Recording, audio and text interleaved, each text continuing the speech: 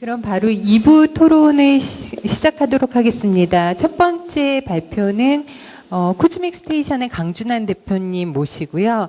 저희 창의력 엔진 워크샵 준비하신 최대혁 대표님, 그리고 넥슨의 이면진 대리님과 한예종의 한아린 조교 모시도록 하겠습니다.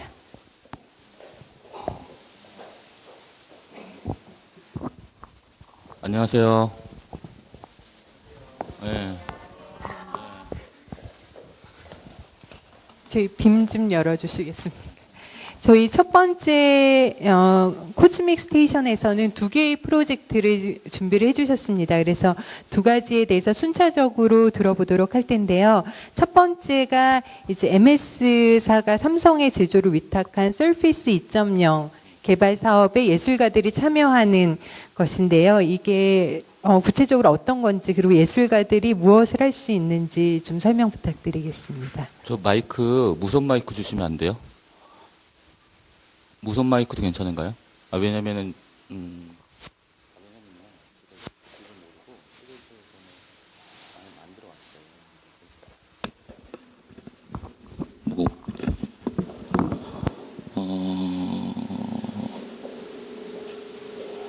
저는 오늘 이게 토크쇼인지 모르고요. 모르고, 그러니까, 파워포인트로 자료를 만들어 왔어요. 그래가지고 우선 간단하게 그 부분을 설명을 드리고, 그리고 나서, 제가 그럼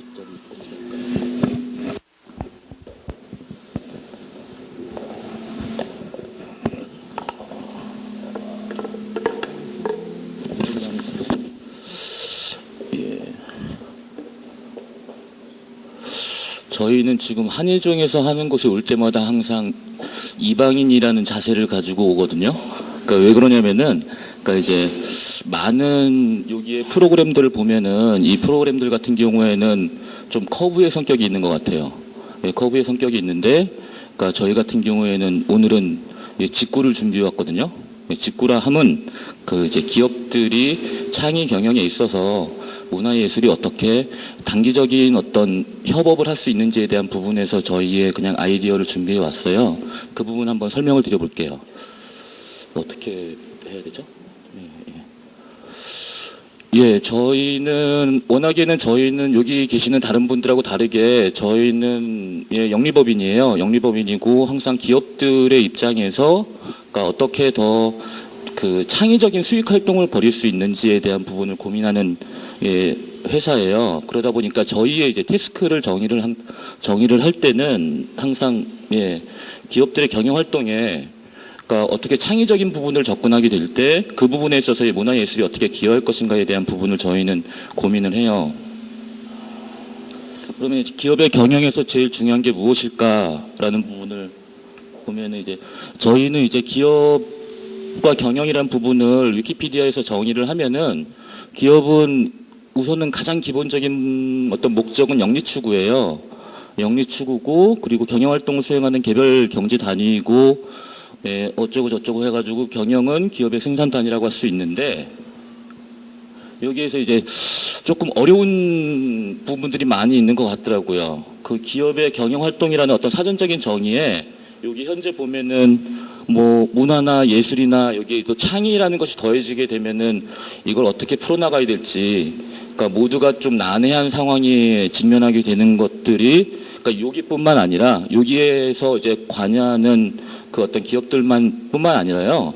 저희가 어제도 이제 서울시라고 하는 공공기관에서 이 부분을 가지고 얘기를 하고 왔는데 거기도 또한 그러면 창의적인 부분 아니면 예를 들어서 좀 더 이제 확장을 한다 그러면은 소통이라고 하는 부분들을 어떻게 풀어낼 것인가에 대한 부분이 모두의 지금의 관심사인 것 같아요. 근데 이제 그 관심사가 저희가 생각하기에는 이게 창의적이어야 된다라는 것들 때문이 아니라요. 창의적인 기업 활동들을 해야지 우리가 지속 가능하게 성장할 수 있고 생존할 수 있다라고 하는 그 목표 자체가 근저에 깔려 있다라는 거죠.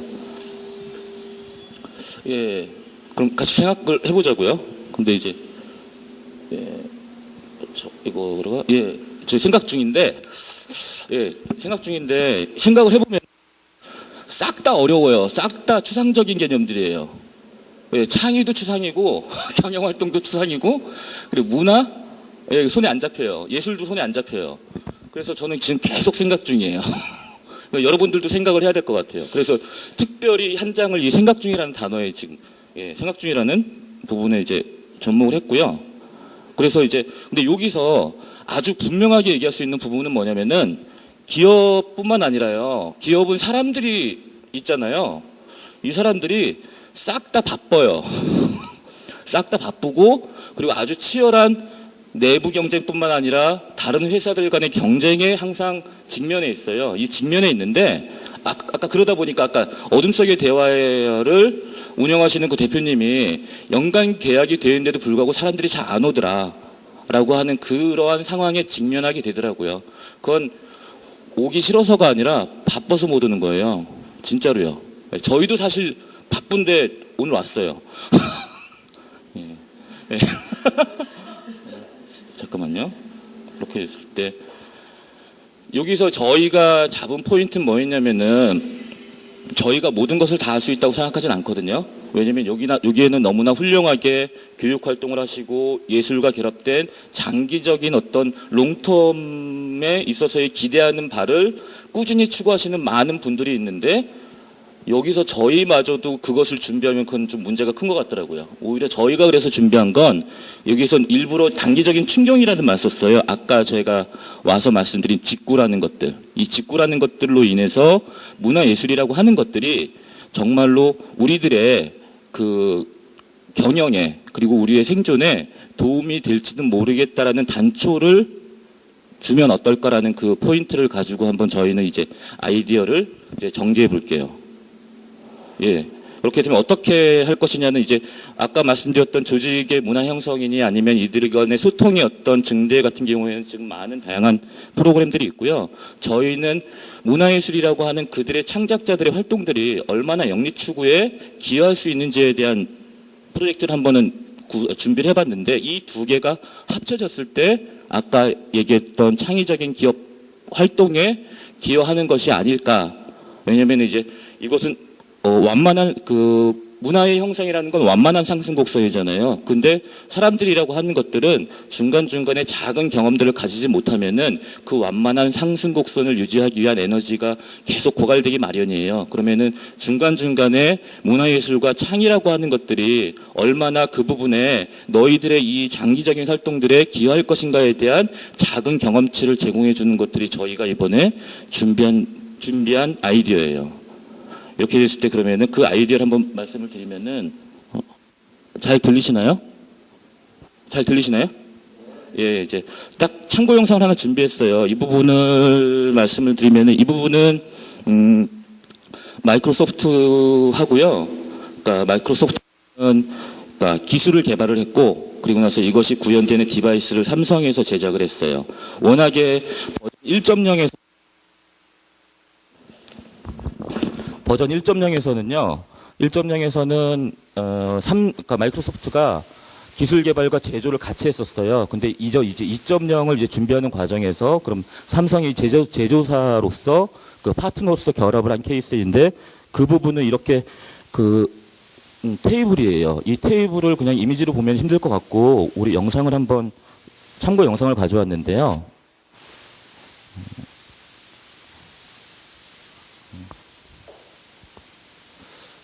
그럼 기다리는 동안에 오늘 스티브 잡스는 돌아가셨어요. Microsoft Surface brings people together, making it possible to collaborate as never before. Technology that's 제가 왜 그 말씀을 언급한 이유가 뭐냐면요. 얼핏 보면 이건 큰 아이패드예요. 40인치가 넘는. creating an entirely new one. This experience comes to life in the Samsung SUR40 for Microsoft Surface. With PixelSense, Microsoft Surface sees and responds to touch and objects, enabling unprecedented interaction. Surface is a powerful solution for your business. It draws people in. Information screen opens the door to new, breaking down barriers and bringing people 이러한 together. 형태의 인터랙션이 가미된 다양한 응용 분야를 가지는 디바이스예요. 그런데 이걸 이것을 모티브로 어떻게 문화예술 아니면 아티스트들이 그 기업의 그 수익을 창출하는 데 기여할 것인가에 대한 부분을 이제부터 한번 저희는 설명드리려고 해요. 예. 근데 왜 문화예술인들이 아니면은 단체가 아니면 그들의 그 어떤 활동들이 이들에게 기여할 수 있는지는 예, 삼성이니까. 제가 오늘 일부러 삼성에 있는 분은 오지 말라 그랬어요. 삼성에 대한 얘기를 해야 돼서. 삼성에 대한 얘기를 해야 돼서 오지 말라 그런 이유가 뭐냐면은, 그리고 좀 전에 스티브 잡스를 말씀을 드렸어요. 삼성은 제조사예요. 항상 근데 애플이나 아니면은 뭐 구글이나 아니면은 페이스북의 경쟁이 안에서 제조사로서 그리고 최신의 기술로서 그 경쟁 차별화 요소를 가지고 이제 태블릿 PC를 내기도 하고 스마트폰을 내기도 하는데, 그래서 항상 사람들은 삼성한테 너희의 경쟁력은 오래가지 못할 것이다. 왜냐하면은 향후에 이미 출시되어 있는 그 크롬북이나 아니면은 앞으로 만약에 애플이나 아니면은 구글에서 작정하고 디바이스를 무료로 배포하기 시작한다면은, 심지어 지금 이제 아마존에서도 이제 태블릿이 나왔어요. 근데 그 200불 미만의 태블릿이 나왔어요. 근데 아마존은 이미 너무나 훌륭한 플랫폼과 그리고 컨텐츠를 가지고 있어요. 여기에 경쟁할 수 없는 그 삼성이 제조사 어떤 제조 단가의 낮춤 아니면 최신의 테크놀로지를 그 접목시키는 그 디바이스의 전개로만으로 자신들의 어떤 시장의 영역들을 확장해왔던 삼성이니까가 이제 저희의 이제 문제의식이죠.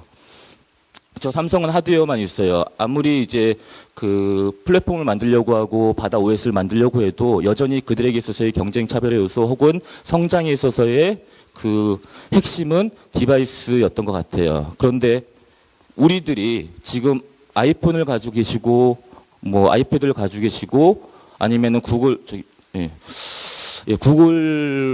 안드로이드 폰들을 가지고 계시는 분들이 경험하는 경험이라고 하는 건 하드웨어 기반으로 해서 그리고 컨텐츠 안에서 저희는 이 어떤 경험들을 향유하고 살고 있는데, 여기에 플러스 제품을 구매하는 요소 중에 하나는 프로덕트 디자인인 것 같아요. 처음에 애초에 이제 아이폰이 나왔을 때 그들이 왜 거기에 열광했던가는 그 어느 하나의 영역만이 아니라 이것이 통합되어서 고객의 마음을 움직였기 때문에 이제 이것이 성공할 수 있지 않았을까라고 하는 그 저희의 생각이고요. 그렇게 해서 애플과 삼성은 항상 이렇게 대결 구도를 가지고 왔었는데, 현재 딱 서피스 2에 관련된 저희가 이제 상황을 말씀을 드리면은, 그러니까 이게 이제 뭐 기존에 나와 있는 것들은 뭐 아티스트들이 결합해서 그 뭔가 제품들을 만드는 게 아니라요. 이 마이크로소프트 서피스 2는 정식 출시가 아직 되지 않은 상황이에요. 그러니까 그 2011 CES에서 발표되고 아직도 삼성과 마이크로소프트가 이제 이 제품들을 이제 조율해 가고 있는 상태인데, 그렇기 때문에 그러니까 기존 제품의 아티스트들이 결합한 콜라보레이션들이 아니라 출시 전 단계에서 결합할 수 있는 포인트가 여기에 있을 수 있다고 생각이 되는 거죠. 근데 여기서 우리가 또 하나 주목해야 될 지점은 뭐냐면은, 여기에는 컨텐츠 개발사들이 결합되지 않으면, 컨텐츠가 풍부하지 않으면 이 제품의 경쟁력은 없어져요. 왜냐하면 이것은 컨텐츠가 없고 전원을 꺼놓게 되면 그냥 TV를 이게 올려놓는 것과 별반 다를 게 없거든요. 그러면 이 컨텐츠의 개발사들은 무엇을 개발해야 될지 지금 모르는 상황이에요. 현재 상황을 지금 말씀을 드리는 거예요.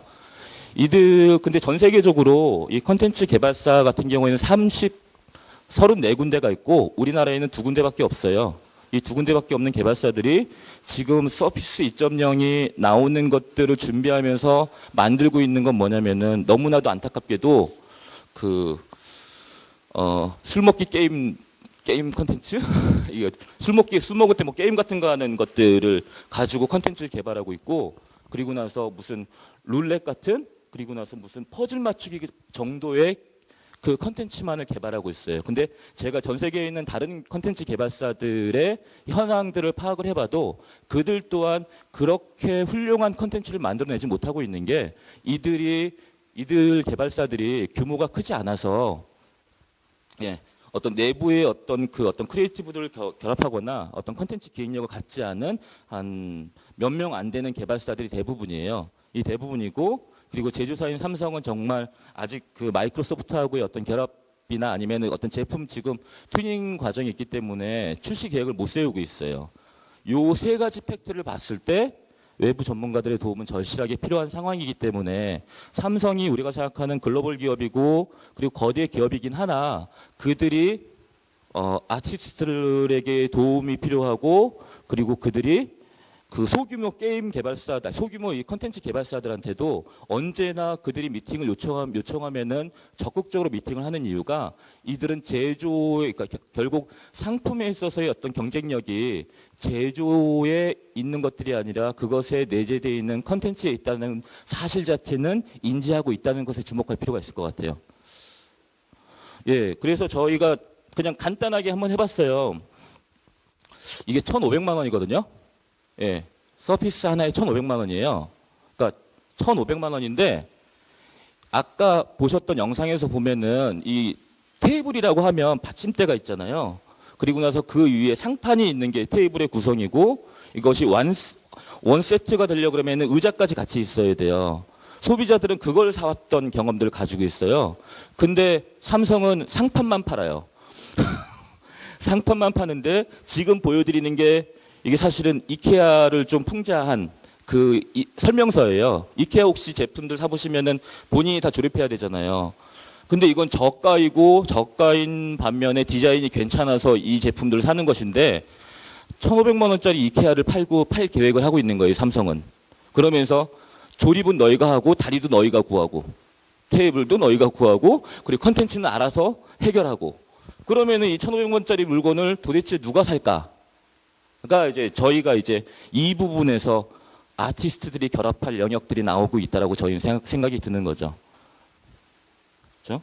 그러면 여기서 이제 이런 부분들을 고려할 때 고려해야 될 것. 우선은 첫 번째는 가구라는 사실을 잊어서는 안 된다예요. 이게 지금 삼성전자에서 만든 디자인이거든요. 프로덕트 디자인이에요. 예, 아까 그 1,500만짜리 상판을 가지고. 근데 이거는 가구 디자이너들이 만든 테이블이에요. 사실 여기 질문 드리면은 내가 아무리 기업의 담당자고 내 돈 안 쓰는 거라도 그리고 상판만 사가지고 어떻게 하라고 라고 하는 질문이 생기겠죠.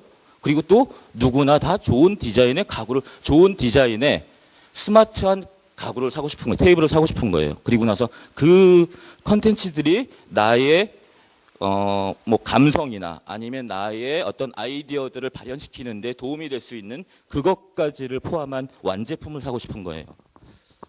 그렇죠. 그리고 나서 그래서 저희가 주목하는 건 뭐냐면은 이 삼성과 MS가 만든 이 서피스라고 하는 것들은 결국에는 테크놀로지와 컨텐츠에 집중해야 된다. 예, 뭐 아주 간단하게는 요 이미 좀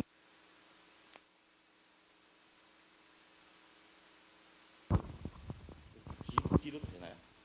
그러니까 지금 템포가 괜찮으신가요? 여긴 반응 없는 것이군요. 조금 줄여주셔야 될 것 예, 같은데. 예? 조금 빨리. 빨리요. 예. 그럼 이러한 형태들의 컨텐츠들은 지금 개발되고 있어요. 그냥 아주 단순한 그 비즈니스 아이템들이에요. 건드리고 나서 그러면 아티스트의 참여를 통한 어떻게 통합 경험을 전달할 것인가에 대한 부분에서 그냥 이건 별다른 이미지 늘 게 없어서 아티스트 웨이라는 그냥 그걸 없고요. 예. 여러 가지 세 가지 요인에서 제조사 입장에서는 이것이 완제품인데 소비자 입장에서 이건 반제품이에요. 제가 아까 말씀드렸듯이. 그리고 나서 그러면은 여기에 문화예술이 디자인과 컨텐츠가 결합된 부분들을 통해서 이게 어떻게 실제 제품으로 만들어질 것인가가 결국에는 하드웨어와 컨텐츠와 디자인이 결합된 통합 경험을 제공하는 그리고 나서 그러한 경험들로 통한 그 마케팅 전략과 브랜드가 만들어져야지 삼성은 이 물건을 팔 수 있을 것 같아요. 만약에 이 물건을 팔지 못하면 삼성의 하나의 전략 컨설팅팀 아니면 MS와 콜라보레이션하는 그 팀은 결국에는 해체되겠죠. 그럼 그 사람들은 또 어디론가 가겠죠. 근데 여기에서 보면은 결국 외형적인 부분, 저희가 구분하기에 프로덕트 디자인에 있어서의 외형적인 부분에서의 아티스트들의 결합은 그러니까 기존의 그 자신들이 완제품이라고 생각하는 반제품을 판매하는 라인업이 있고요.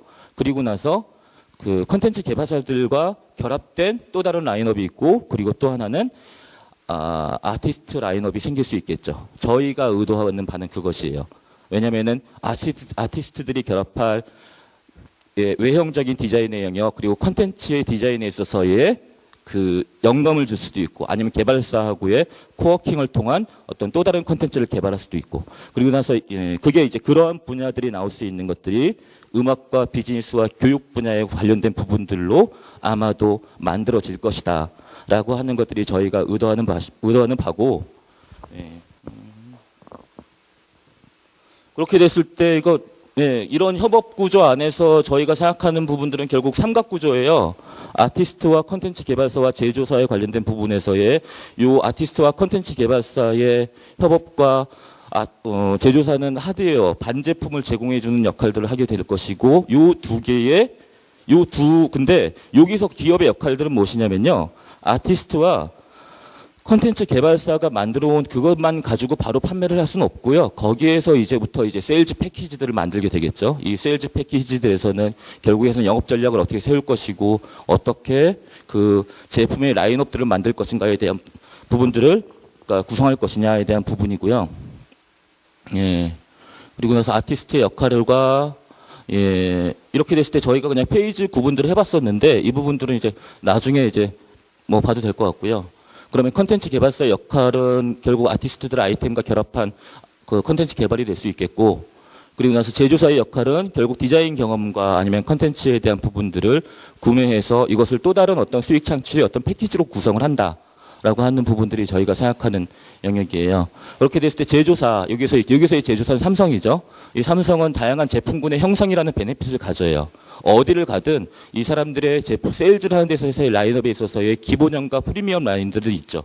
이러한 어떤 세일즈 패키지들을 다양화할 수 있다는 삼성 기업에 있어서의 장점들을 가지고요.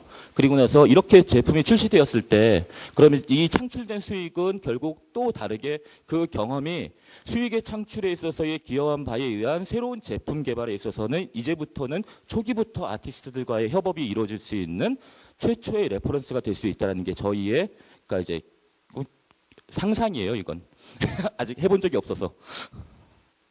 그렇게 됐을 때 저희가 그냥 뭐 실제 아까 이제 반제품과 리얼 프로덕트에 관련된 부분들을 정의했을 때 이 리얼 프로덕트의 영역은 아티스트가 콘텐츠 개발사의 협업에 의해서 저희가 한번 나눠봤어요.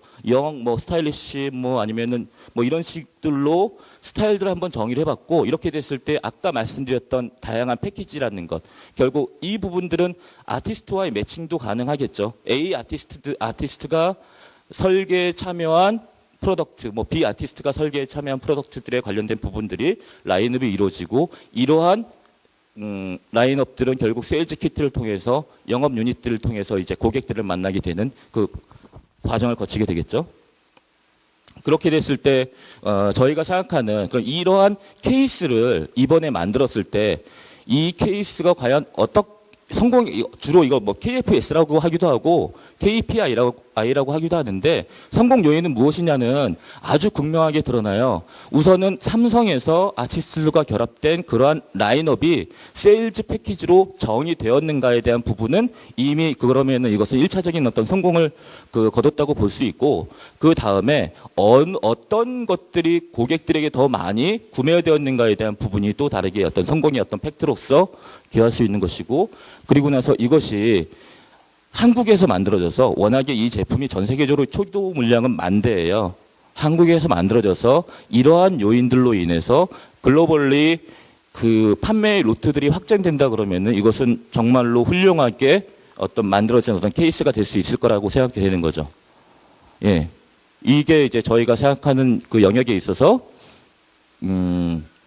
이 결국 어떤 케이스 스터디를 했을 때 아니면 어떤 걸 뭐 선행 프로젝트라고 하기도 하는데 이런 식에 있어서 이것이 그러면은 성공했는가 안 했는가에 대한 부분의 그 팩트로서 저희가 이제 정의하는 영역이에요. 거의 이제 여기까지면은 거의 설명이 된 것 같고요. 마지막에 이제 결론적으로 말씀을 드리면은 예, 저희 문화예술이라고 하는 것들이 그 예전에 패트런처럼 무언가 어떤 그 후원만을 받아서 하는 것들이 아니라 어떻게 보면은 그러니까 저희가 좀 크게 상상을 하면은 이것이 어떤 그 관계가 조금 더 이제 친구처럼 만들어지는 그래서 일부러 이렇게 세이브미 삼성이라고 했어요. 문화예술에 종사하는 아니면 문화예술의 많은 활동들이 예, 하드웨어만 있는 삼성을 구해줄 수 있다면 그래서 삼성이라고 하는 이 작은, 삼성의 또 작은 부서죠. 이 부서 안에서의 움직임들이 그 제조사 아니면 삼성 전체, 전자 전체의 많은 사례들로 확장돼서 전파될 수 있다면 결국 그 경험치를 가지는 많은 삼성의 직원들은 그 문화예술이라고 하는 것들과 결합된 그 자신들의 그 기업 활동 아니면 자신들의 업무들을 이제 진행하면서 그렇게 해서 진행된 업무들로 인한 시간의 단축이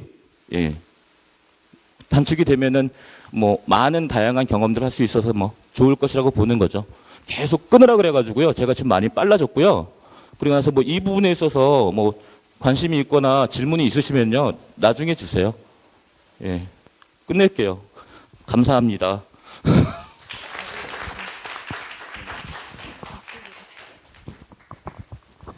아마 이런 아트 마케팅이라고도 많이 표현을 했던 것 같은데 예술가들이 제품 개발 단계나 이제 그런 데 참여하는 많은 사례들 아마 LG전자 쪽에서도 많이 하셨던 것 같은데요. 이게 제가 아까 이게 너무 길어진 것 같아가지고 얘기를 못 했는데요. 이건 LG전자의 사례 같은 경우에는 그거 같은 경우에는 단순하게 디자인과 그러니까 프로덕트 디자인과의 결합인데 여기에서는 웨이가 하나 더 있는 거죠. 그러니까 통합경험을 제공하기 위한 컨텐츠 개발에 있어서도 아티스트들이 결합할 수 있다라는 그 다른 점이 있는 것 같아요. 죄송해요. 네, 제가 드리려는 말씀. 근데 이런 그냥 아트 마케팅의 일회성으로 아티스트를 찾아서 뭐 예를 들어서 앙드레김 카드를 만든다든지 그런 단계에 머무르는 게 아니라 실질적으로 기업의 역량에 남을 수 있는 그런 좋은 사례가 되기를 바란다는 말씀을 드리고 싶고요. 그리고 두 번째 프로젝트인 우리들의 눈이라는 이제 사단법인 우리들의 눈과 주관하는 시각장애 아동과 티칭 아티스트가 함께하던 프로그램에 KT가 같이 참여하는 형태의 사업을 제안을 해주셨는데요. 마지막 질문으로 드릴게요. 여기에서 기존에 했던 일반적인 우리들의 눈 프로그램과 기업형과의 차별점을 어디에 두시는지 그리고 그래서 기업이 얻고자 하는 바는 무엇인지에 대해서 말씀 이번에는 커브를 말씀드리는 건데요. 뭐냐면은 기존의 우리들의 눈의 프로젝트 같은 경우에는 시각장애 아동과 티칭 아티스트들 간의 협업을 통해서 시각장애 아동들이 그 미술 교육이라고 하는데 저는 미술 교감이라는 말이 더 맞는 것 같아요. 그것을 통해서 만들어낸 그 결과물들이 가지는 예술성을 향유하는 것들이 목표고요.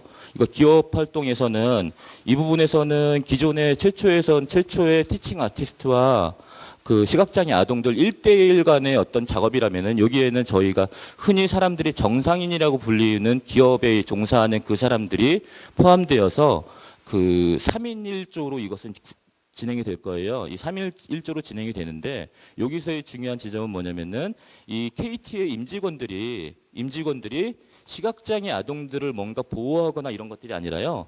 티칭 아티스트가 주어진 어떤 주제, 예를 들면은 손을 차력으로 표현해봐라라고 하면은 이 부분에 있어서는 시각장애 아동도 손을 차력으로 만들고요. 그리고 나서 이 KT의 임직원들도 손을 차력으로 만들 거예요. 그래서 여기서 의도하는 바는 뭐냐면은 흔히 우리가 제도교육 혹은 미술교육을 받으면서 우리가 눈이 보이기 때문에 손이라는 것들을 너무나 잘 알고 있어서 손을 있는 그대로 표현하려고 하는 것과 손이 눈에 보이지 않아서 이 손의 쓰임새 때문에 경험하는 그 손을 만들어낸 두 개의 조형적인 어떤 그 관점의 비교를 통해서 관점의 변화라고 하는 것들을 끌어내는 것들이 이번 그 KT와의 결합에서의 목표고요. 그리고 나서 이 프로세스는 내일 이제 우리들의 눈에 엄정순 디렉터가 KT에 가서 사전 오리엔테이션을 해요. 내일 그 1시간 동안 오리엔테이션 하고 그리고 나서 두 번째가 이제 아까 방금 말씀드렸던 이 3인 1조로 해서 이제 어떤 창작 활동들을 벌이게 되는데 여기서 벌이고 나서 그 다음에 중요한 건 뭐냐면은 시각장애 아동들이 만든 것과 KT의 임직원이 만든 것들을 리뷰를 하는 또 과정을 거칠 거예요. 나는 손을 이렇게 생각을 했는데 얘네들은 손을 이렇게 생각했구나라고 하는 그 다양한 활동들이 결국 시각의 변화에 관련된 부분에 기여하지 않을까라고 하는 그 관점에서 준비가 된 거죠. 됐나요? 예. 예, 감사합니다. 저희 다음으로는 창의력 엔진 워크샵 준비해 주신 최대혁 대표님과 말씀을 나눠보겠습니다. 놀이단 대표세요, 지금. 네, 안녕하세요. 놀이단 워크샵은 아마 여기 계신 분들은 많이들 들어보셨을 것 같은데 워낙 많이 공적 영역이나 사적 영역 모두 주목을 했었던 것 같은데 올해만 두고 봤을 때는 기업의 니즈가 줄었다는 말씀 주셨었는데요. 그 원인을 뭐로 보고 계십니까? 사실은 이제 놀이단의 오리지널 교육 콘텐츠하고 지금 저희가 이제 설명드리려는 거하고 비교를 좀 해야지 이해가 가실 텐데 나중에 따로 설명드릴 기회가 있을 거고요.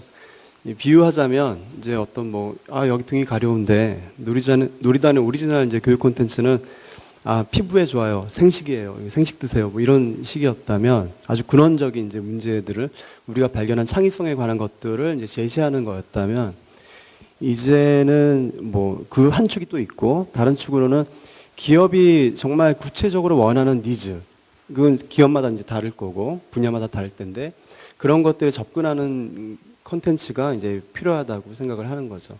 그러니까 기존의 그 콘텐츠들은 좀 더 근원의 창의성, 저희가 공연을 하면서 디자인을 하면서 발견했던 창의성들을 한번 같이 느껴보세요라는 측면이 강했던 게 사실이죠. 그러면 이번에 이제 기업의 현실적 과제를 해결하는 대안 제시의 워크샵을 구상을 하시는 것 같은데요. 그 어떤 내용인지 좀 소개가 가능할까요? 이게 제목이 지금 창의력 엔진 워크샵이라고 되어 있는데 앞에 이게 중요한 얘기가 빠졌습니다. 서비스 디자인 툴을 이용한 창의력 엔진 워크샵인데, 그러니까 저희가 이제 서비스 디자인에 관한 것들을 이렇게 내놓는 것도 아니고요. 서비스를 실제로 기업이 지향하는 그 비전이나 그 분야에 따라서 원하는 이제 서비스가 다를 거예요. 혹은 기업 내부에서 내부 조직과 그 임원들 아니면 임원과 사원들 이 사이에 서비스도 이제 있을 테고요. 고객과 우리 회사의 이제 그 사이에서 벌어지는 서비스도 있을 텐데 이런 다양한 주제에 맞춰서 서비스를 우리가 디자인해 보자라는 게 이제 실제 우리 워크샵에서 이루어내야 할 이제 미션인 거죠. 그러면은 이런 서비스 디자인 방법론이 적용될 수 있는 그런 적용되기를 희망하는 기업군이 있으실 것 같은데 어떤 쪽을 생각을 하시죠? 지금 우리나라에서는 이제 막 도입하기 시작한 분야가 이제 서비스 디자인인데 이미 외국에서는 이제 많이 활성화되어 있습니다. 뭐 민간 커뮤니티 비즈니스 차원에서 지역의 문제를 해결하기 위해서 지역 주체들을 이제 거버넌스를 이루면서 하는 툴로 사용되어 있기도 하고 기업이 이제 자기 서비스를 개선하기 위한 활동도 있고 공공기관의 정책 제도들을 이제 개선하기 위한 툴로도 많이 활용하고 있는데요. 뭐 우리나라에도 마찬가지일 것 같아요. 저희가 지금 이제 저희 놀이단에서 미디어 신사업단 제가 일하고 있는 달로계에서는 서울시의 이제 보육체계 서비스 개선 사업 그리고 또 하나는 이제 놀고 있는 공간을 어떻게 문화 활동을 다양하게 벌일 수 있는 선택적 공간을 바꿀 것인가 그 디자인을 이제 서비스 디자인 툴로 이제 하고 있는데. 그 분야는 적용할 수 있는 분야는 무궁한 것 같습니다. 지금 그 서비스 디자인이라는 개념이 사실은 뭐 영국이나 이런 쪽에서 많이 발달하셨다고 그러시는 말씀을 주셨던 것 같은데 그렇다면 지금 놀이단에서 개발하는 것은 어떤 차이가 있을 수 있을까요? 저희 실정에 방법론은 지금 이제 그 아이데오 막 그런 디자인 카운슬 영국의 디자인 카운슬 그런 데서 이제 방법론들을 많이 개발해 주셨어요. 그래서 대부분은 그런 툴을 가지고 이제 활용하고 있는데, 저희가 이제 실제로 진행하면서 정리한 것은 맥락 분석과 그 니즈 분석, 그 디벨롭 이렇게 세 가지로 저희는 이제 정리를 좀 했습니다. 그러니까 맥락 분석이라는 것은 서비스 디자인이라는 것은 그 결과물마다 가시적인 이제 결과물들이 나와야 되는 거거든요. 그래서 저희는 이제 저희가 가지고 있는 예술 그 원석을 그대로 이제 체험하십시오라고 내놓는 게 아니라 서비스 디자인을 하는 과정에 저희가 가진 다양한 예술 경험들을 그 디자인하는 디벨롭 과정에 이제 접목을 시키려는 거고요. 그러니까 예술의 여러 가지 방법들을 잘게 쪼개서 접목을 시키려고 하는 것이고 그 맥락 분석 그리고 맥락 분석이라는 것은 저희가 이제 나름대로 정의하기는 사실 기업마다 어떤 문화를 가진 거, 그러니까 어떤 문제점들 다 이유가 있어요. 그러니까 아까도 이제 바쁘니까 문화활동에 참여 못하는 것처럼 어떤 이제 불합리한 것들은 사실 그 물토대가 있기 때문에 그런 일이 벌어지는 거거든요.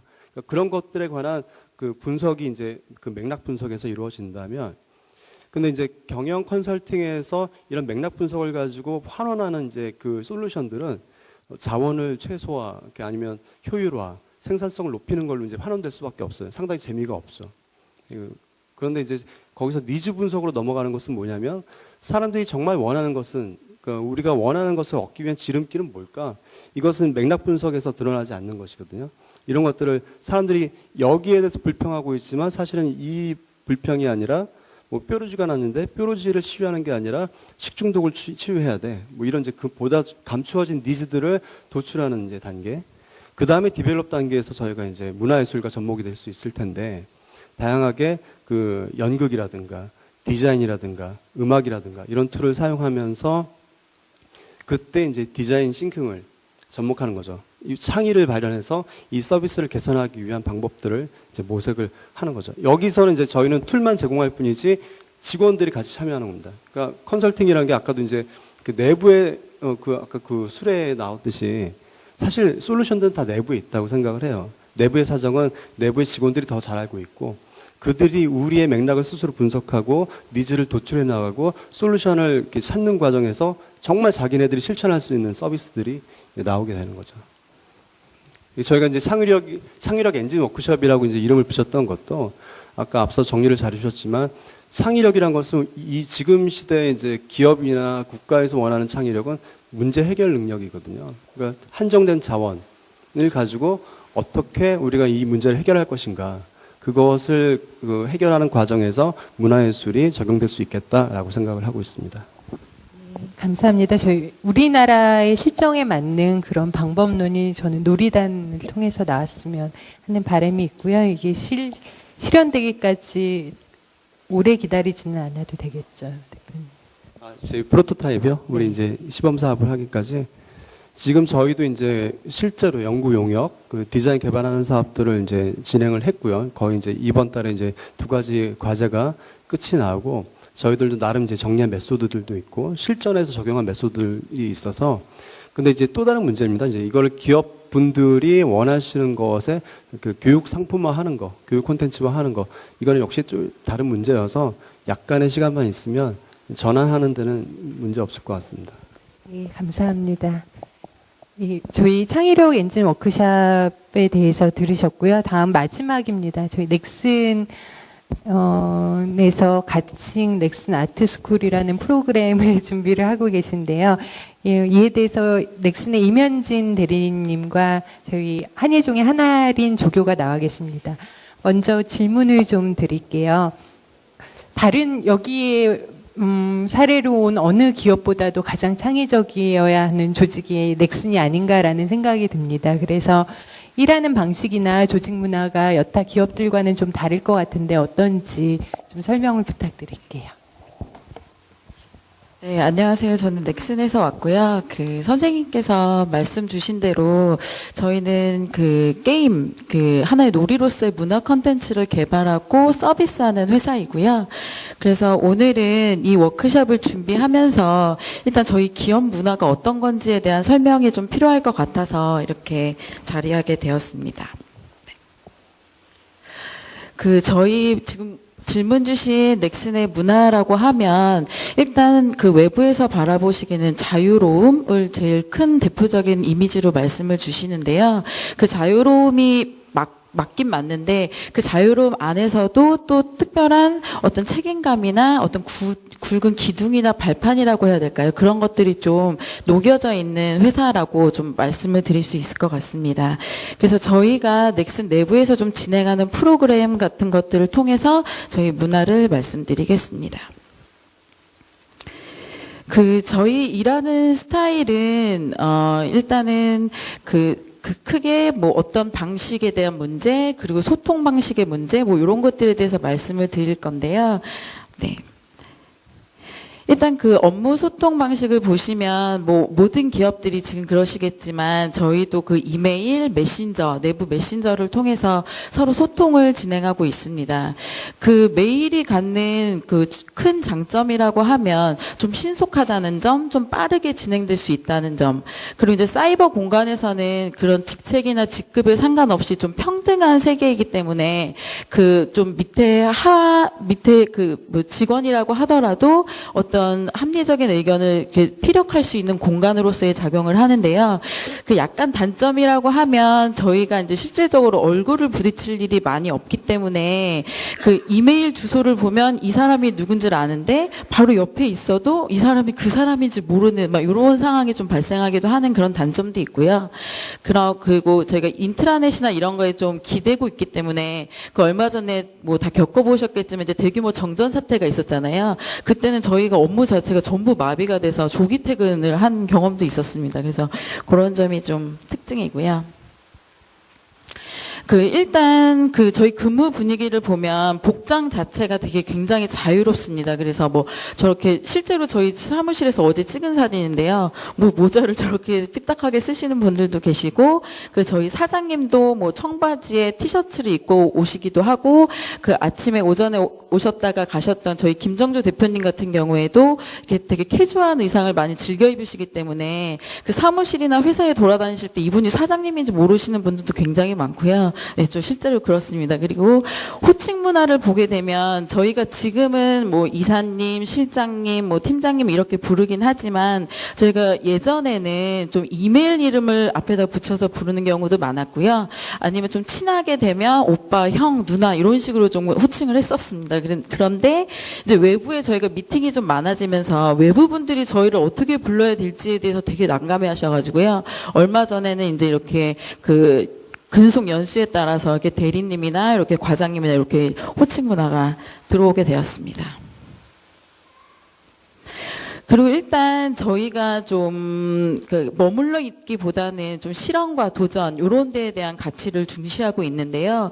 내부적으로 실험실, 연구소 이런 좀 프로젝트를 진행을 하고 계십니다. 그래서 뭐 어떤 직군에 상관없이 사업적인 아이디어나 혹은 뭐 게임 개발 쪽에 대한 아이디어가 있으면 아이디어를 제출을 하게 됩니다. 그래서 그 아이디어가 채택이 되면 한 6개월 동안 장소랑 비용이랑 시간이랑 인력을 저희가 지원을 해드립니다. 그래서 실제적으로 컨텐츠가 나왔을 때 요것들을 진짜 실제 런칭하는 경우도 있고요. 저희 지금 이 이미지를 보시면 넥슨을 털어라라는 좀 아이폰 앱인데요. 이거는 저희 사무 쪽 PM을 담당하시는 분께서 아이디어를 주셔서 이게 채택돼서 저희가 실제로 앱으로 만들었던 사례입니다. 그리고 저 이미지는 조금 생소하실 수 있는데요. 저희가 이제 얼마 전에 SNS 서비스를 통해서 이용자와의 소통이 중요하겠다라는 그런 생각이 들어서 트위터를 이제 저희가 개설을 했는데요. 그때는 조금 넥슨 그동안에 있었던 뭐 잘 아시는지 모르겠지만 다오, 배지 뭐 이런 이미지들이 있었는데요. 좀 거기에서 탈피한 정말 새로운 이미지의 캐릭터들을 탐, 척, 벤 이런 캐릭터들을 좀 사용해서 좀 이런 도전도 하고 있습니다. 그 다음에 조직 문화에서 제일 중요한 것이 또 하나 커뮤니케이션 스타일일 건데요. 네, 이 부분에 대해서 설명을 드리겠습니다. 일단은 좀 수평적 커뮤니케이션 관계라고 말씀을 드릴 수 있을 것 같은데요. 저희 같은 경우에는 많은 프로그램 같은 걸 통해서 저거 같은 경우에는 저희가 여름에 대표님과 함께 옥상에서 진행된 BBQ 파티 뭐 이런 것들인데요. 실제로 회사에서 내부에서 지내다 보면 대표님과의 자리, 사장님과의 자리를 갖기가 굉장히 어려운 게 사실인데요. 저희 같은 경우에는 이런 원활한 커뮤니케이션, 좀 수평적 관계를 유지하기 위해서 이런 일일 호프데이라든지 뭐 여러 가지 행사들을 통해 가지고 보다 이렇게 원활하고 좀 자유로운 대화가 진행될 수 있는 그런 문화를 만들어 가려고 노력하고 있습니다. 그리고 다양한 의견 수렴 창구들이 있는데요. 이제 여기에 보시면 이렇게 두 가지가 이제 포스터인데요. 이제 하나는 그 머그잔에 담긴 커피를 마시자. 그러니까 이제 일회용 잔의 소비를 줄이자라는 좀 환경적인 내용이고요. 이제 저희가 각 층마다 탕비실이라고 해서 냉장고를 갖고 있는데 거기서 아주머니들이 이제 치워주시는데 좀 지저분한 경우 이런 것들이 이제 외부에 대한 이미지일 수 있기 때문에 이런 것들을 정리하자라는 내용의 포스터인데요. 지금 참 흐려서 보이진 않는데 그 밑에 보면 그 저희 직원분들 중에서 의견을 주신 분들에 대한 이름을 거기다 이렇게 밑에다가 새겨드려요. 그래서 이런 것들은 뭐 인트라넷을 통해서도 되고 아니면 그 뭐 포스트잇이나 여러 가지 다양한 의견 수렴 창구들을 준비하고 있거든요. 그래서 이런 것들도 실제적으로 좀 실현해내는 그런 노력도 하고 있습니다. 네, 그리고 이제 함께 나누는 행사인데요. 저희가 이제 모든 기념일 때마다 좀 행사를 많이 진행을 해요. 그래서 이거는 저희가 얼마 전에 이사를 한 새로운 건물 이전 기념식이었는데요. 정말 돼지머리를 갖다 놓고 뭐 대표님이든 본부장님이 다 오셔가지고 저희가 이렇게 진행을 했었고요. 뭐 이 이외에도 뭐 복날 같은 경우에는 보양식 쿠폰을 나눠준다던가 아니면 한가위 때는 추석 선물 가져온 것을 뭐 나눠 먹는다거나 뭐 마비노기 영웅전 같은 좀 대표 게임이 작년에 저희가 큰 대상을 받았었는데 뭐 그거 기념해가지고 전사가 떡을 다 같이 돌려 먹는다거나 좀 요런 함께 나누는 행사를 많이 진행하고 있습니다. 그리고 함께 즐기는 행사인데요. 그 왼쪽 사진은 저희가 작년에 진행되었던 체육대회이고요. 그 오른쪽은 연말에 진행됐던 클럽데이입니다. 그래서 저희가 이제 함께 즐기는 행사, 그러니까 실제로 뭐 그런 피상적인 행사들 말고 내가 직접 참여해서 함께 즐길 수 있는 행사를 준비하는 것도 굉장히 중요하다고 생각하기 때문에요. 매년 좀 정기적으로 그 체육대회를 실제 진행을 하고 뭐 대표님 각 본부장님들이 뭐 개주 대표로 나와가지고 뭐 잘 뛰시진 못했지만 뭐 나와서 이런 모습들도 친숙한 모습들도 많이 보여주시고요. 그 클럽을 이제 하나 빌려서 뭐 안에서 다 같이 춤추고 또 술도 한 잔 같이 마시고 뭐 이런 자유스러운 분위기들을 좀 만들려고 노력하고 있습니다. 네, 이것들이 저희가 말씀드릴 수 있는 그런 저희 조직 문화라고 할까요? 네. 네, 그리고 이제 마지막인데요. 이제 직원들과 저희가 항상 이제 회사에서 좀 포커싱을 두고 있는 것들이 직원들과의 아까 교감, 이제 교육이 아니라 교감을 말씀 주셨는데, 뭐, 요런 것들은 이제 간단한 캠페인인데요. 월드컵 때는 뭐, 지하에서 맥주랑 치킨을 시켜놓고 다 같이 볼 수 있는 장소를 마련한다든지, 봄에는 봄 소풍, 가을에는 가을 소풍.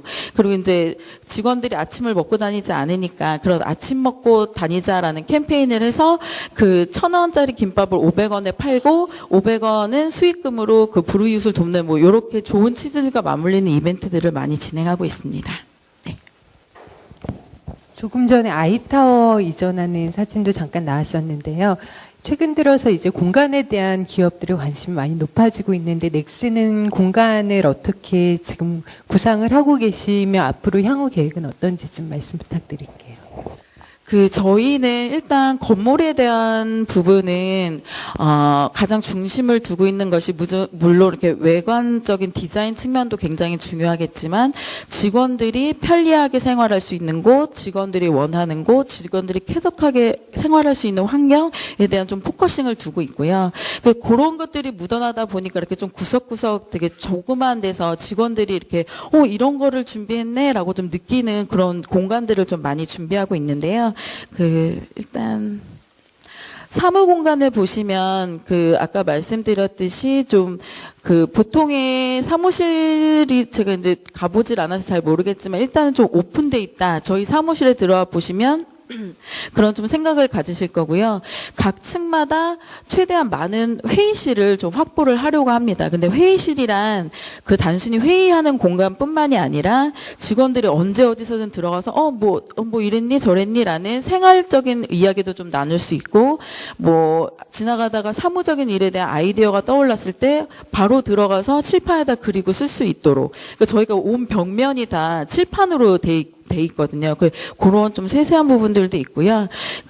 각 게임 개발 스튜디오 같은 경우에는 스튜디오별로 자신들이 갖고 있는 캐릭터들이 있잖아요. 그런 것도 좀 예쁘게 꾸며놓기도 하는, 그런 특징을 갖고 있습니다. 그리고 이제 쉼터를 갖고 있는데요. 이거는 저희 실제 지하 카페테리아인데요.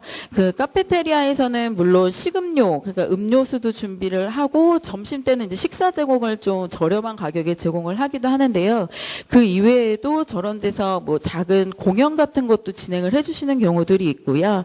그리고 저거는 저희 구석에 있는 에어하키라는 좀 놀이기구인데요. 그 직원들이 그 한 공간에서도 좀 다양한 활동들을 할 수 있게끔 좀 공간을 구성하고 있습니다. 그리고 이거는 외부 시설인데요. 아기들을 두고 있는 직원들을 위한 장소인데요. 일단 이 도토리 소풍은 건물 내에 없고 건물 외부에 있다는 것이 좀 특징일 수 있겠습니다. 도토리 소풍 같은 경우에는 물론 건물 안에 두면 직원들이 아이들을 쉽게 찾아가고 쉽게 데려다 주고 하는 좀 편리성이 있겠지만 저희가 이제 강남 대로변에 있다 보니까 너무 빌딩 숲 속에 있는, 그래서 아이들보다는 엄마들의 좀 편의성을 찾는 것보다는 그래서 좀 공원의 인근에 애들이 좀 뛰어놀 수도 있고 좀 맑은 공기를 맡고 이런 경험들을 할 수 있는 공간들을 선정하는 것이 좋겠다라고 생각을 해서 좀 위치 선정에 주요점을 뒀었고요. 그래서 저희 설릉역에서 그리 멀지 않은 설릉공원 근처에 좀 아이들의 이런 건강 그리고 쾌적한 환경 이런 것들을 좀 중점을 둬서 도토리 소풍을 얼마 전에 오픈을 하였습니다. 그리고 이거는 문화공원 카페 릴리리 동동인데요. 이거는 NXC에서 제주도에 지은 하나의 문화 공연도 진행을 하고 동시에 이제 카페로서의 기능을 하는 카페인데요. 여기는 인테리어적이나 음식적인 측면에서 제주도 문화들을 좀 같이 융합할 수 있는데 좀 중점을 뒀고요. 그리고 여기에서 나오는 부수적인 그러니까 수익금들은 좀 100% 제주도 사회에 공헌함으로써 지역 사회와 함께 공존할 수 있는 그런 공간들에 대해서도 저희가 제공을 하고 있습니다. 네. 넥슨 하면은 특히 문화예술에 관심이 많은 기업이다라는 인식이 있는데요. 현재 어떤 활동들을 하고 있으며 앞으로 혹시 구상 중인 발전된 형태의 프로그램들이 있으면은 좀 공유를 부탁드릴게요. 저희는 사내적으로는 좀 많은 문화예술에 좀 국한된 건 아니겠지만 그런 다양한 프로그램들을 제공하려고 노력을 하고 있는데요. 일단 현재 진행되고 있는 프로그램들을 보면 직원들을 대상으로 하고 있는 문화체험 프로그램을 하고 있습니다. 그래서 옆에 보시는 게 글로벌 익스피리언스 프로그램이라고 자신이 원하는, 그러니까 어떤 해외 지역은 일단 선정이 되는데요. 그 지역 내에서 내가 어떤 문화체험을 할 것인지에 대한 프로그램을 스스로 기획을 하게 되고요.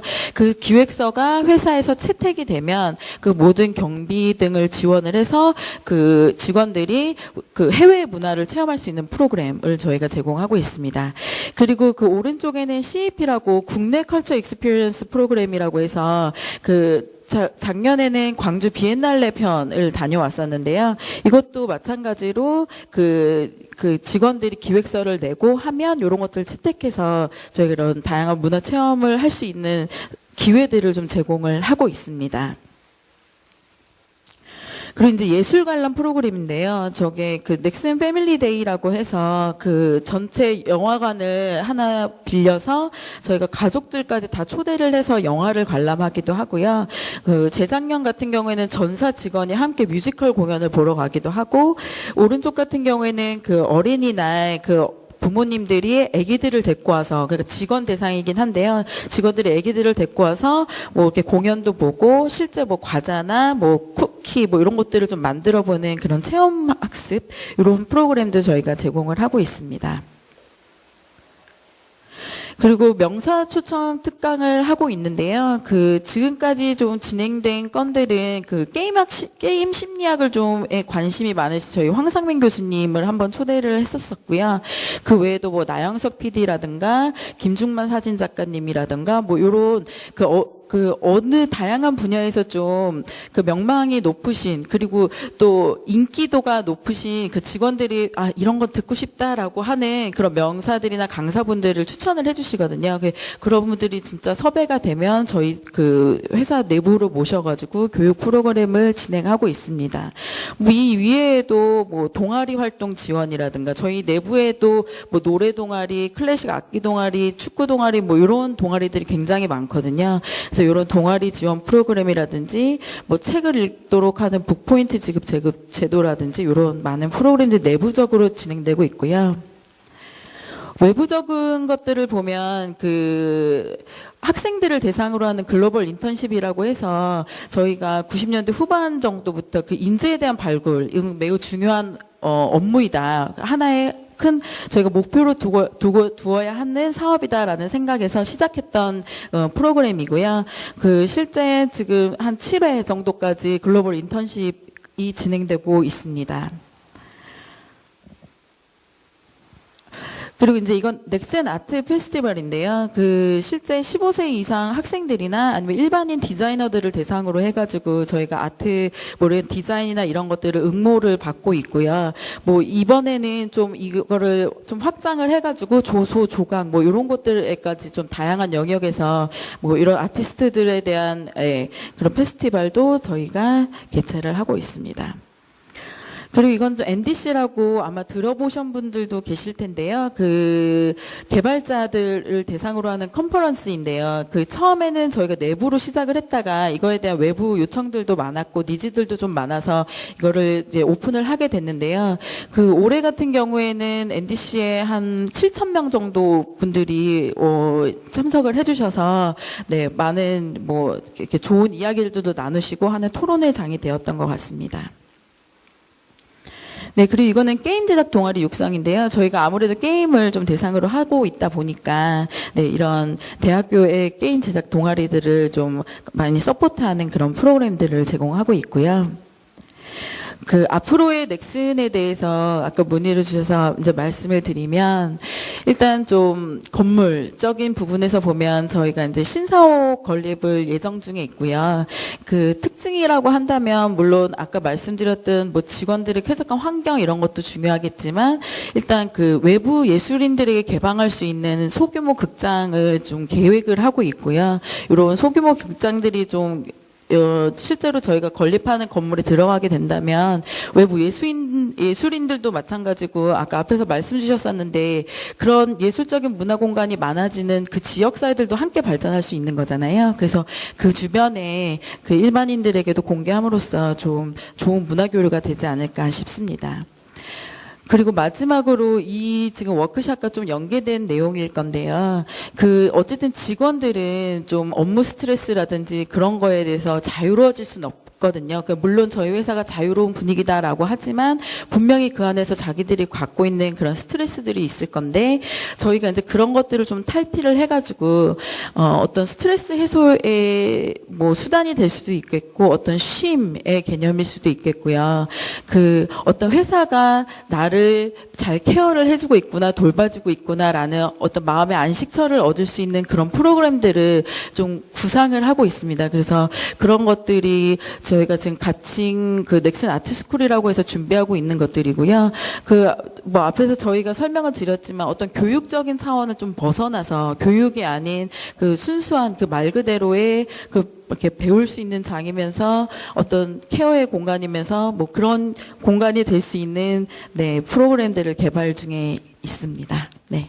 네, 감사합니다. 지금 말씀하신 앞으로 준비 중인 그런 프로그램을 지금 한예종과 넥슨이 공동으로 기획을 하고 있는 단계인데 이제 시작을 한 단계입니다. 이에 대해서 어떤 방향으로 기획이 되고 있는지에 대해서 간단하게 저희 한예종 한아린 조교를 통해 듣도록 하겠습니다. 네, 안녕하세요. 저는 한국예술종합학교 기업학습 그 기업 창의 학습 지원센터의 한아린입니다. 제가 시작 전에 여러분들께 좀 부탁을 드리고 싶은 게 있습니다. 제가 어릴 때부터 칭찬을 좀 못 받고 자라서 그런 것에 굉장히 목말라 있습니다. 그리고 아마 이 발표를 통해서 그런 픽사와 같은 잔혹한 피드백을 주시더라도 하는 동안만큼은 좀 따뜻하게 어이쿠 잘한다 하는 표정으로 봐주셨으면 좋겠어요. 여러분들 지금 진짜 고통스러워 보이세요. 그러니까 좀 아무래도 저희 이게 마지막 순서니까 이렇게 좀 즐겁게 가셨으면 좋겠습니다.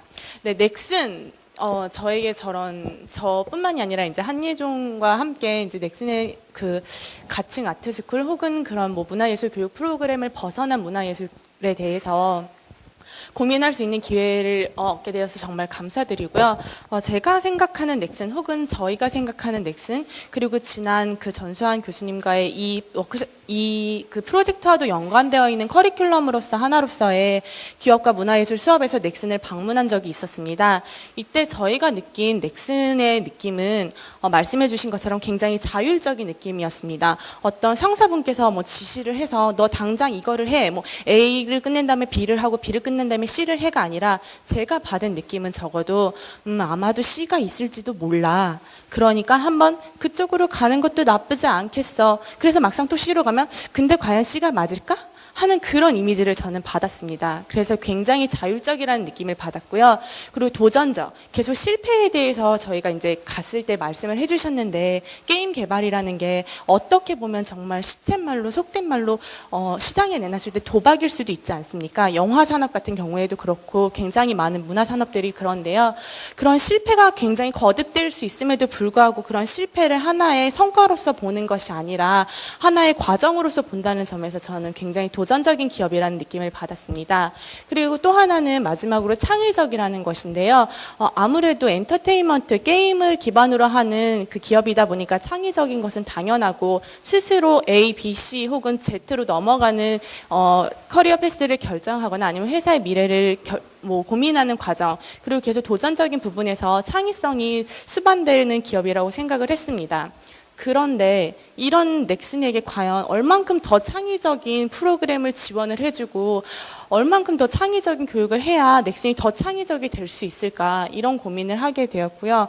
과연 우리가 일반적으로 생각하는 창의 학습을 지원한다고 해서 이것이 과연 넥슨에게 정말로 도움이 되고 더 내일 당장 성공할 수 있는 게임 프로그램을 만들 수 있을까에 대한 약간 의구심이 들었습니다. 그리고 정말 여기서 창의성을 어떻게 얻을 수 있을까에 대한 여러 가지 고민을 하게 되었는데요.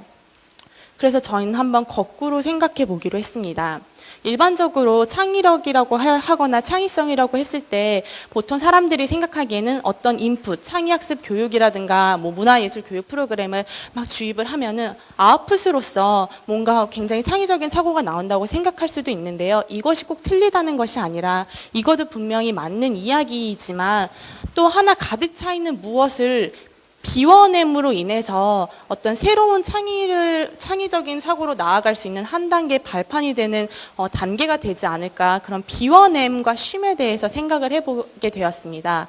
그래서 저희가 생각하는 쉼은 아마 문화예술로도 연결이 될 수 있을 것인데요. 물론 이번 프로젝트를 통해서 엮어가고 싶은 부분이기도 하지만 문화예술 중에서 제가 듣기로는 마음챙김이라는 어떤 개념이 있다고 합니다. 그 마음챙김이라는 것은 꼭 내가 이런 멋진 음악을 작곡해야지 내가 정말 반 고흐보다 더 아름다운 그림을 그릴 거야 라기보다는 그런 의식적인 요소를 배제하고선 자기 자신의 본질에 굉장히 집중함으로써 새로 어떤 아름다운 형식 그게 꼭 그 아름다움으로서의 미적인 요소뿐만이 아니라 꼭 추한 형식이라고 하더라도 어떤 아름다움, 새로움으로서 발현될 수 있다고 생각하는데요. 제가 한번 몸 프로젝트라는 프로그램에 참여를 한 적이 있었습니다.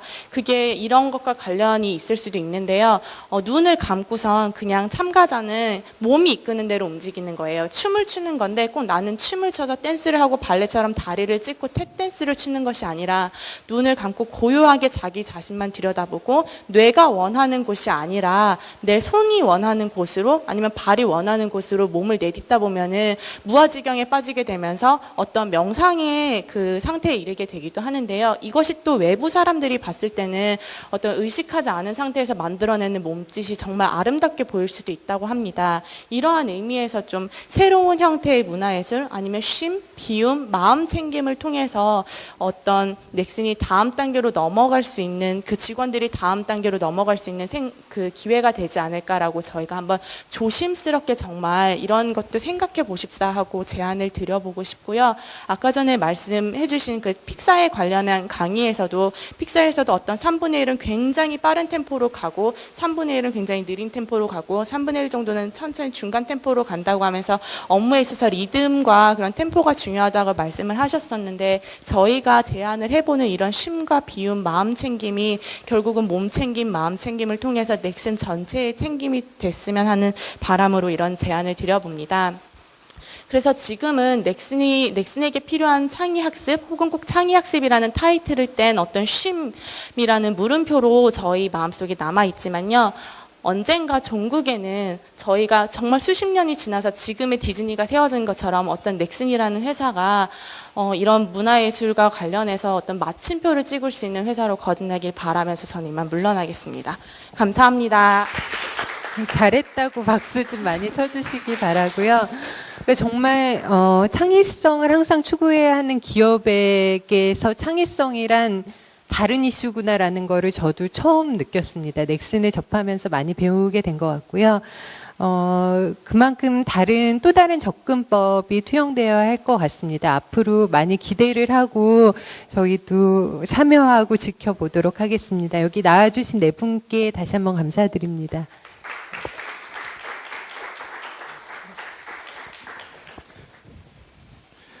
제가 여기서 얘기를 해도 되는지 잘 모르겠는데 그냥 순서지 오늘 알았어요. 순서지에 이름이 있길래 내가 여기 오늘 뭘 해야 되나 보다 이렇게 와서 아까 중간에 얘기해 달라고 그래서 몇 가지만 얘기를 좀 드릴게요. 뭐 심의하면서 느꼈던 거기도 하고요. 그리고 제가 가지고 있는 딜레마이기도 한 것 같은데요. 감히 제가 여기서 얘기할 수 있는 수준의 사람이 아니거든요. 그건 감안하고 들어주셨으면 좋겠고, 그래서 막 딴 얘기가 나올 수도 있는 것 같은 생각이 들어요. 드는 생각 몇 가지가 있었는데요. 그러니까 제가 스웨덴에 그 이케아라고 하는 가구가 있잖아요. 아시죠? 저도 이케아를 되게 좋아하거든요. 근데 언제 유튜브에 올라온 무슨 영화였는데요. 그 이케아 혹시 우리 국내에는 이케아 매장이 많지 않은데 전 세계에는 이케아 매장이 어떻게 돼 있냐면 딱 그 정말로 침실을 만들어 놓은 거예요. 이케아 가구를 이렇게 쓰십시오.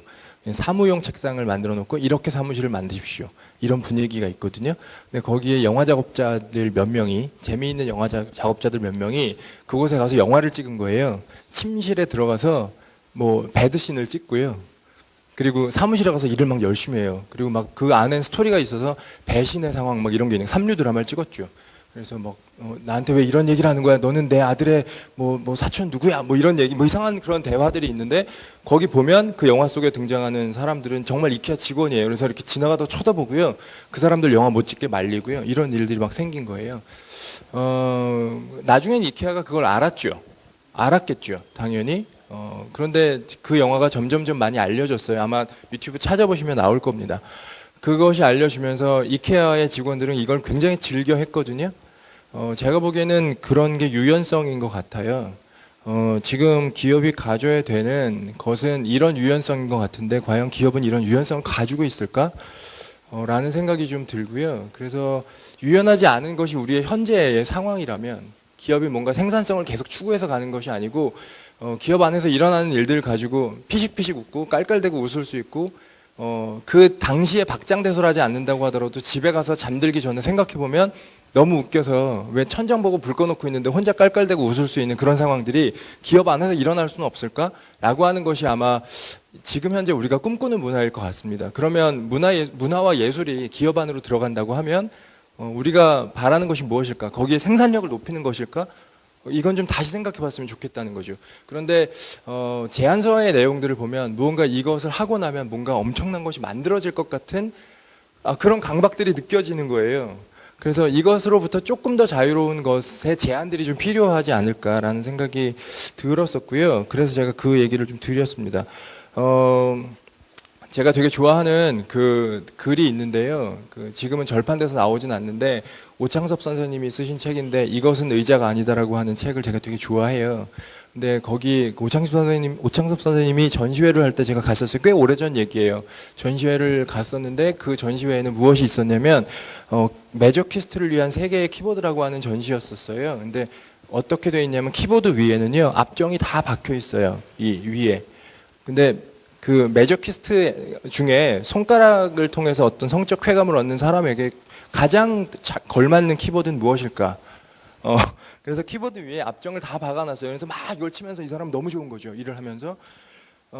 그러면서 그분이 이야기하시고 싶었던 것이 무엇일까를 생각해 보면 그 맥락을 잘 파악하는 것이 중요한데요. 굿 디자인이라고 하는 것은 허구라는 거죠. 그러니까 누구에겐가 맞는 가장 적합한 것은 한 가지밖에 없다는 겁니다. 그러면 개별 한 명 한 명의 사람들을 쳐다볼 수 있어야 하는 거죠. 집단을 보는 것이 아니라는 겁니다.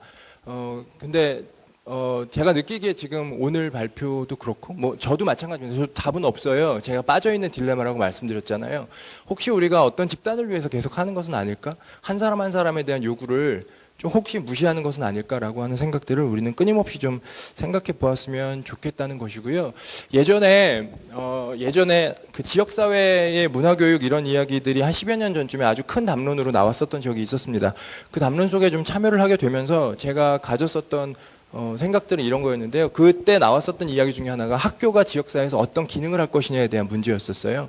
학교는 아이들에게 보육의 기능을 담당하고 있으며 그 다음에 뭐 국가의 이념을 전수하는 곳이기도 하겠죠. 그리고 어떤 지식을 생산하는 곳일 텐데요. 그럼 방과 후에도 아이들은 그곳에서 무언가 예술 교육을 받아야 하고 그 다음에 어떤 뭐 사교육의 뭐 대안으로서의 장을 만들어야 된다라는 이야기들이 마구 나왔고 10여 년 전쯤에 그 담론을 통해서 지금 현재 그렇게 진행되고 있습니다. 근데 그때 제가 다큐멘터리 작업을 하고 있었거든요. 그래서 제가 어린이들을 만나러 다녔어요. 아이들의 얘기를 생생하게 들었습니다. 그 증언을 들은 거죠. 근데 아이들의 얘기 속에 제가 발견한 것은 무엇이었냐면 제가 되게 좀 깜짝 놀랐고 좀 미안했어요. 질문의 상황이.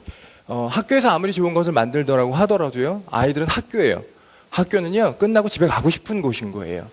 그곳의 문화가 어떠하냐에 따라서 결정된다는 거죠. 생각해 보십시오. 여러분들의 직장에 그 좋은 어떤 것이 놓여져 있다고 하더라도 퇴근 시간 이후엔 집에 가고 싶은 거예요. 사적인 자기 공간을 만들고 싶은 겁니다. 그러면 혹시 우리가 하는 것이 그것과 비슷한 어떤 상황들을 또 만들어내는 것은 아닐까라고 하는 반성은 끊임없이 좀 하면서 이 작업이 진행되었으면 좋겠습니다. 네, 두서없는 말이었습니다. 네, 이 주최하는 사람 입장에서 제일 중요한 게 시간 맞추는 건데요. 조금 4시를 넘어섰습니다. 그래서 죄송하다는 말씀 먼저 드리고요. 그리고 이제 아까 지금 말씀해 주신 대로 지금 원래 이제 어제가 원래 국정감사기가 끝나는 거였는데 이번에 장관님이 바뀌셨어요. 근데 장관이 바뀌자마자 국정감사를 해서 이제 국회의원들께서 준비를 더해서 다시 받으라고 그래가지고 이게 원래 잡혔을 때는 국정감사가 아니었는데 어제 국정감사를 또 받았어요. 근데 그런데 이제 그거에 대한 결과에 대한 뭐 보고 피드백에 대한 거를 또 내일 또 하셔야 된다 그래가지고 정리만 하시고 오후에 오시겠다고 하셨는데 사정이 안 되신 것 같습니다. 그래서 그거에 대해서 저한테 담당 사무관께서 전화를 주셔가지고 죄송하다고 말씀을 드렸고요. 이 사업은 이제 시범 사업인 것이 이 회계의 성격이 정규 정책을 하는 일반 회계에서 돈이 나온 것이 아니라 이렇게 좀 연구 개발하기 좋아하는 프로젝트로 나온 것입니다. 그래서 이거는 일종의 파일럿 사업이기 때문에 이 결과에 따라서 정규가 될 수 있는지 없는 건지 좀 그런 이슈입니다. 그래서 이후 이게 될 수 있다 없다를 말씀드릴 수 있는 건 아니고 항상 그 정부에서도 현재 하고 있는 걸 외에 새로운 어떤 시도를 하고 싶은 그런 게 있는 상황에서 이런 시도를 해야 되지 않겠냐고 요청이 오셔가지고 저희가 하게 된 거고요. 사실은 다 아시는 것처럼 지금 참여하시는 액수가 이렇게 크지는 않지만 그래도 할 때마다 정부 예산에는 뭔가 좀 심의 과정이 좀 뭐가 있죠. 그러나 이번에는 이제 저희가 요청드린 분들을 최대한 모시고 하는 방향으로 했지만 아까 말씀드린 것처럼 결과가 있어서 그게 지금 현재 조직의 실제적인 성과로 보여지든지 아니면 성과보다는 좀 다른 개개인들 챙기고 다른 방식으로 조직의 다른 성과를 보이는 쪽으로 될지 그거야 그 실제 우리 사회가 그걸 어떻게 받아들이는지에 대한 문제로서 다르게 인식될 수 있어서 저희가 어쨌든 간에 그 다양성은 동시에 담는다는 거로 좀 그래서 좀 어떤 거는 직접 성과 좀 얘기들이 연결되고 어떤 거는 지금 현재 거를 반성하고 성찰하는 쪽으로 연결되는 쪽을 같이 좀 섞어 보았습니다. 그래서 이런 것들이 이제 정책 단위에서 뭐 사회에서 이 결과들을 어떻게 평가할지가 저도 좀 굉장히 기대도 되고 좀 두려운 마음도 있고 그렇습니다. 그래서 그런 것들을 위해서 오늘 2달 전에 시작을 했고요. 한 달 전에 모시고 싶은 분들을 사업 설명을 드렸고요. 그 다음에 또 이제 지금 지적해 주신 대로 그 과정에서 한 4개 기업이 오늘 참여하기로 했던 기업들이 여러 가지 사정으로 참여를 못 하셨습니다. 그래서 모양이 좀 기업분들이 많이 빠진 모양이 지금 돼 있습니다. 이거를 보완하는 게 저희 팀의 지금 역할이고요. 남은 기간 동안에 보완을 해보도록 노력을 하겠습니다. 그래서 기업과 예술의 새로운 만남이 좀 모양을 갖추고 노력해 주신 만큼 성과가 사회적으로 좀 여러모로 인정받도록 그렇게 하겠습니다. 그래서 오늘 그 지금 10시부터 하도 여러 번 모이기도 쉽지는 않고 그래서 한 번 모이는 기회가 필요하다고 생각이 들어서 좀 달려가다 보니까 6시간의 장기 워크숍이 됐는데요. 자리 지켜주셔서 너무 감사하고 이제 곧 이어서 다음 주부터 저희가 요 사업들의 내용에 대해서 그러니까 저는 이제 음반으로 치면 해주시는 코디네이터들 가격 사업들은 이제 믹싱 작업 하나하나 이제 그 곡들을 좀 다듬어 주셔야 되겠고 저희는 이제 그걸 어떻게 마스터링 할 것인가를 좀 또 고민을 해서요. 같이 머리를 맞대고 좀 하는 시간을 한 다음 주 중에 갖고 그 다음에 이제 저희가 사업 계획을 좀 더 픽스시켜서 저희가 예산을 잘 쓰도록 그렇게 좀 운영을 해보겠습니다.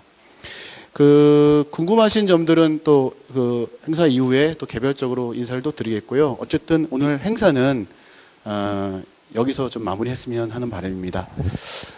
너무 감사합니다. 돌아가시는 길에 편안하게 돌아가시고요. 그래도 대학로에 오셨으니까 가을바람 맞으시면서 즐거운 귀갓길이 되셨으면 감사하겠습니다. 감사합니다.